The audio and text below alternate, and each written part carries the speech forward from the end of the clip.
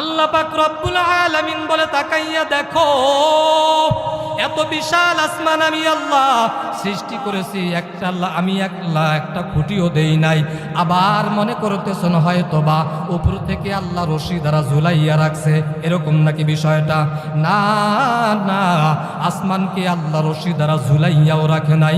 এত বিশাল জমিনকে আল্লাহ বিছাইয়া রাখছেন, আল্লাহর কোনো দিক দিয়েও কমতি নাই, ঠিক কিনা?